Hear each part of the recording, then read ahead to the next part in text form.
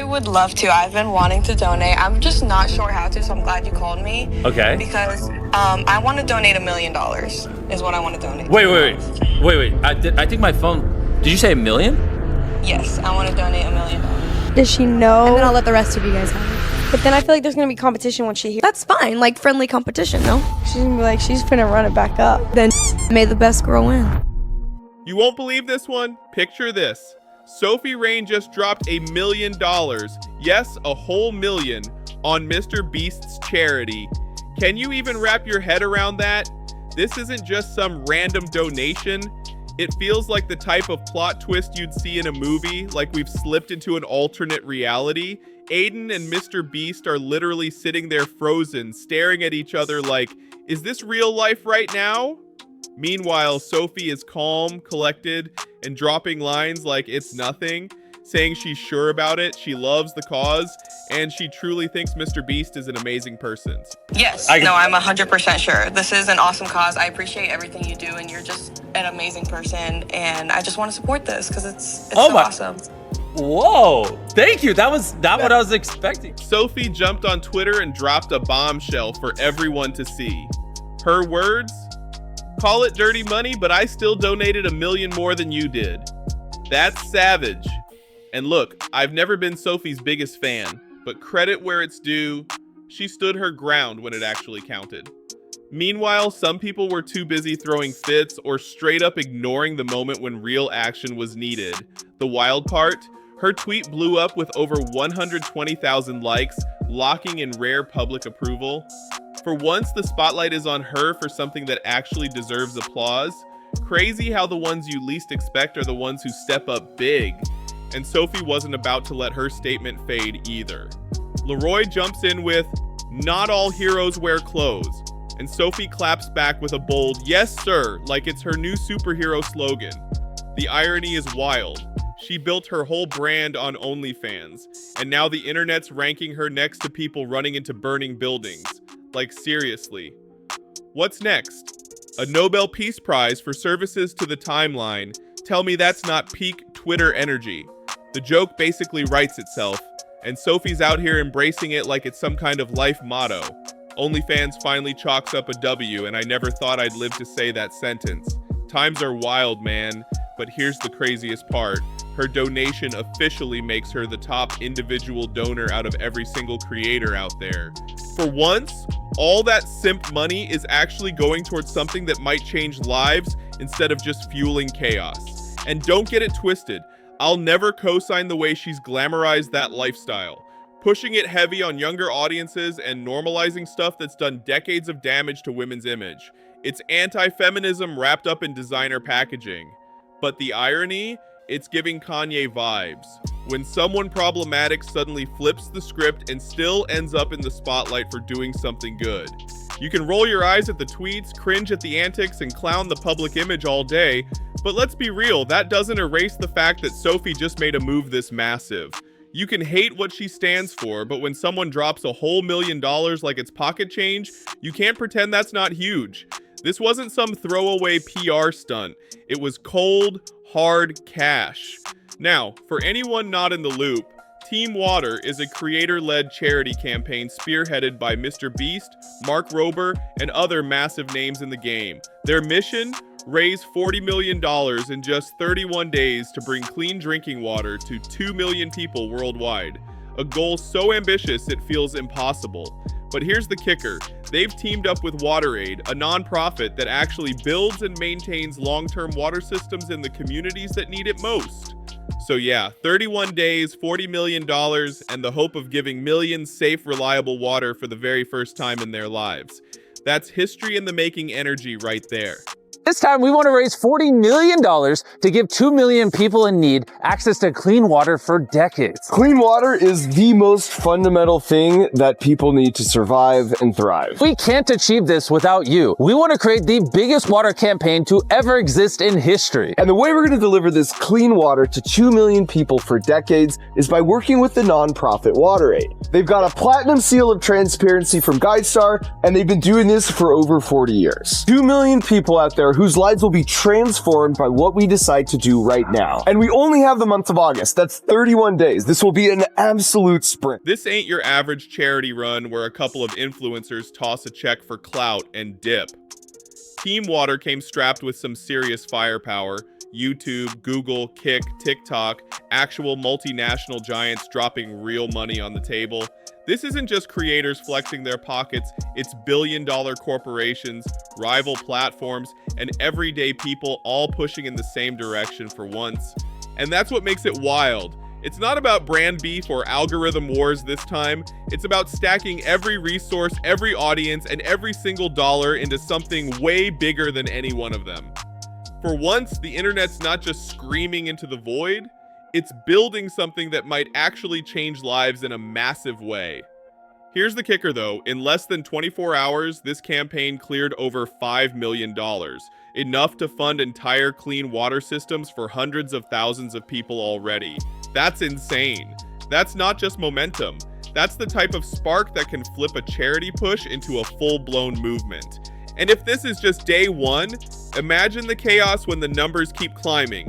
Honestly, the clip speaks louder than anything I could say, so go ahead and take a look for yourself.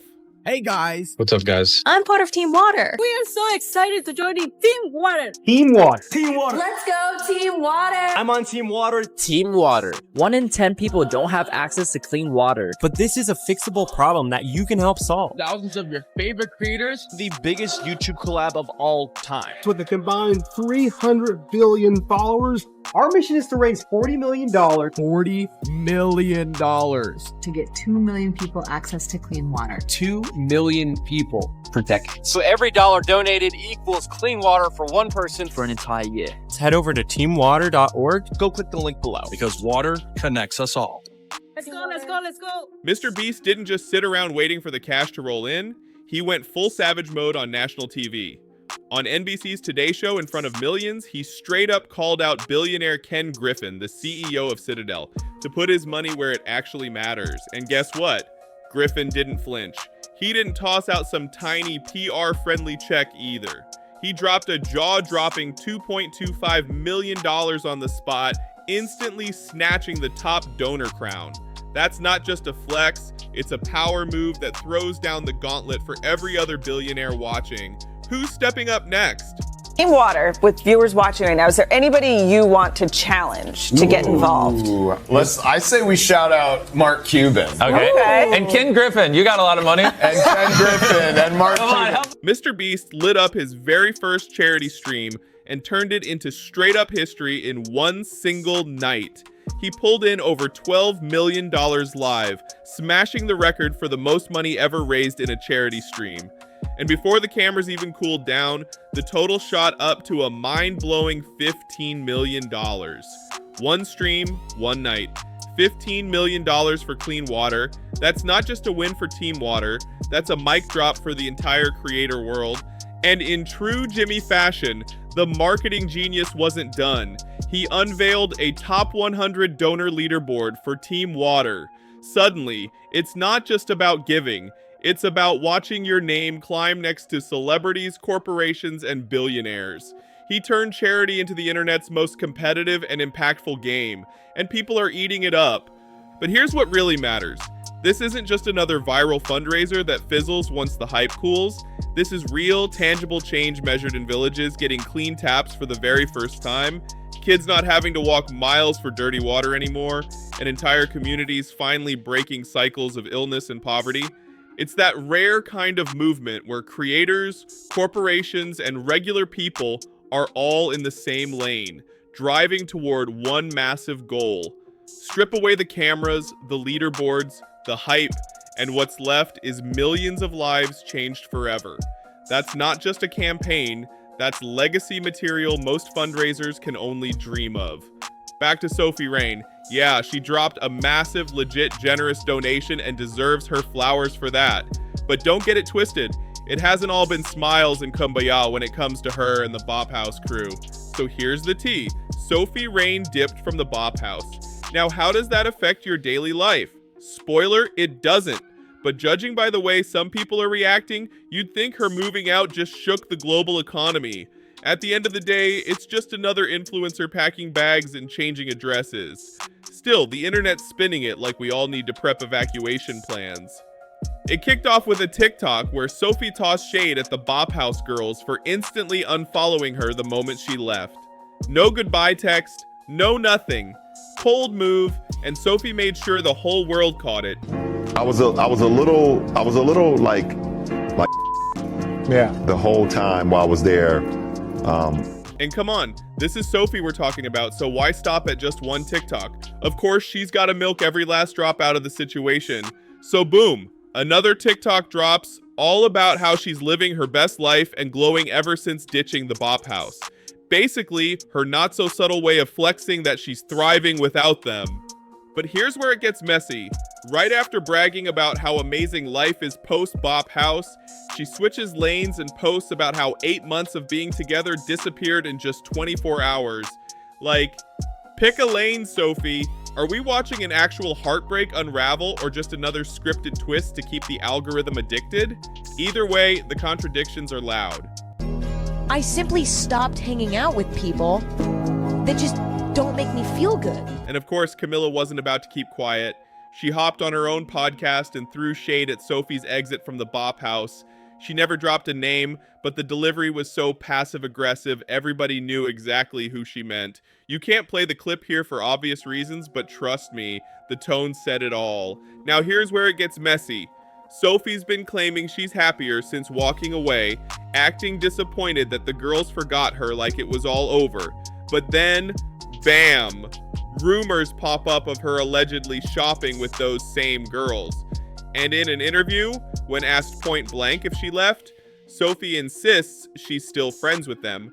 The answer didn't exactly clear the air. It just made everything murkier. Then the convo shifted to the upcoming Bop House auditions. Sophie admitted she knew they were happening, but said she was sitting this one out, choosing to watch from the sidelines instead of diving back in. No sign of a comeback, just spectating. But then things took a turn straight into controversy. When the interviewer brought up Piper trying to sneak her way into the Bop House, and yes, she's still 17, it honestly wasn't shocking, but in today's cloud economy, it almost feels normal. The Bop girls, to their credit, actually agreed she shouldn't be there, and that was a rare smart move on their part, no clip needed, because just hearing that alone is shocking enough coming from them.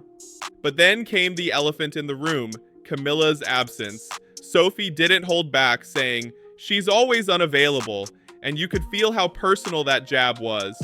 Meanwhile, the others played it safe, brushing it off with, "She's doing her own thing." But let's be real, Sophie and Camilla have never vibed. Their friendship has always been that awkward sorority hug at the club. The fake smile, the stiff grip, and those whispers that sound a little too much like threats. We're talking passive-aggressive Instagram captions? Check. Podcast topics that just so happen to line up? Double check. Pretending it's all love while secretly plotting each other's downfall from the VIP section? When do you plan on quitting? Since you've been doing it for a couple years. Can I quit when you quit? Sure. I mean, I have a goal in my head, and I want to beat Sophie Rain's numbers. I'm pretty close. So, is there a competition? When I double her income, I'll quit. Because then I'll beat the best in the game. And then I'll beat the best, and then I'll retire, and then it's game over. Does she know? And then I'll let the rest of you guys have it. But then I feel like there's going to be competition when she hears. That's fine, like friendly competition, no? She's going to be like, she's finna run it back up. Then may the best girl win. Yo, doubling $80 million in a year. Sickening. I think I could make $100 million. You could do it. Yo, Sophie Rain, I'm coming for you. And then came what people online were hyping as the audition of the year, supposedly bigger than a Nolan movie premiere or a reality TV finale. The infamous Bop House auditions finally went down, and the chaos did not disappoint.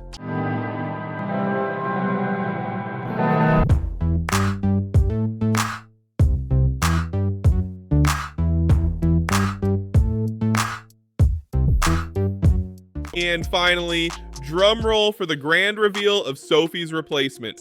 The big moment landed with the same painfully cringe audio they blast at those so-called rehab camps to guilt trip you into changing your whole life.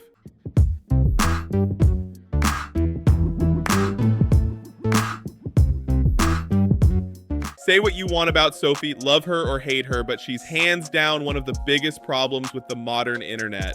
Still, here's the kicker. Ever since she walked out of the Bop House, their page has been bone dry. No buzz, no spark, nothing. But this moment opens the door to talk about the bigger issue. OnlyFans as a whole. We've been here before, but since it's back on the table, let's really break it down instead of normalizing it like it's just another hustle. At its core, think about it. What happens if you start an account and the only people subscribing are distant relatives or folks from your hometown that you'd never want seeing you like that? That's not some made-up what if. That's a reality a lot of people quietly face. And the numbers don't lie. Statistically, most women who start on OnlyFans only make around $200 a month. And that's before the money dries up completely. That's not financial freedom. That's trading privacy and dignity for a paycheck smaller than minimum wage. On a personal level, it leaves people feeling stuck. Because once that content is out there, it's out there forever. No rebrand, no clean slate, just permanent digital baggage you can't outrun. And socially, it sets up an entire generation to think the fastest way to make money is by selling yourself online, while ignoring the harsh truth that the overwhelming majority never even make it to begin with. And here's the real problem. Platforms like this keep fueling a toxic cycle where exploitation gets dressed up as empowerment, and nobody talks about the long-term damage until it's way too late. Sophie's making a big spectacle about leaving something people argue she never really contributed to at all. Meanwhile, the internet tore her apart with brutal comments about her retirement from doing nothing. And yet, for all the chaos she's caused, the Bop House has been noticeably silent without her presence. So what do you think? Was Sophie the problem, or was she the only thing keeping the Bop House alive? Drop your thoughts in the comments, don't forget to like, subscribe, and share. And I'll catch you in the next one.